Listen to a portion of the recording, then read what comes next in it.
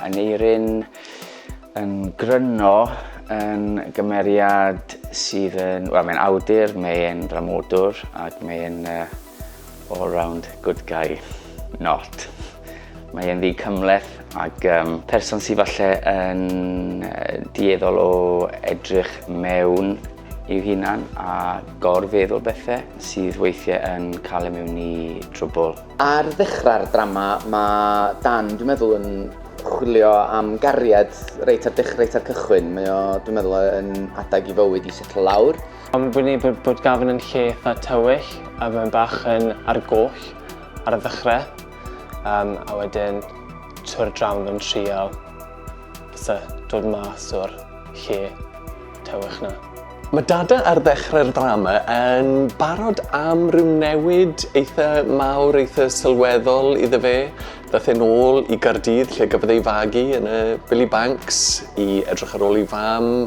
A mae wedi bod yn byw yn y brifddinas yma yng Nghymru am flynyddau a nawr falle'n barod am ryw fywyd tawelach efallai. Enw nghymeriad I yw Rhys Thomas. Mae'n athro mathemateg yn ysgol uwchradd yn y Cymoedd.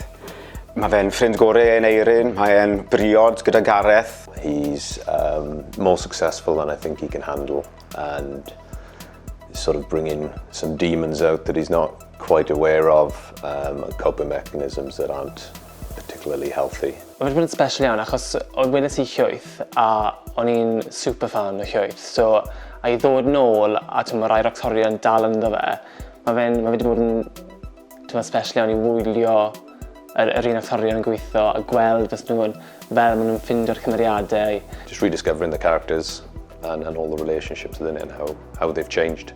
Be dwi'n rili licio ydy'r ffordd da ni fatha'n deifio fewn I cymlethdod cymeriadau a trio gweld yr hynna gwahanol sy'n ohonyn nhw gyd a wedyn just trio ffeindio'r fatha'r nuggets bach ma a just gweld pa mor gymleth ydy bywyd go iawn. Wel, pan nes I ddarllen y sgript gyntaf, nes I chwerthin, nes I chefen, o'n i'n sioct. So fi'n gobeithio byddai'r cynulleidfa'n dod mas hefo wedi teimlo yr holl emosiynau yma. Wel, yr profiad fi'n gobeithio bydd y gynulleidfa'n cael wrth wylio'r ddrama yw un sy'n mynd i'w herio nhw, neud nhw chwerthin, llefen, a mwy na dim, neu falle ar y diwedd gofyn sawl cwestiwn.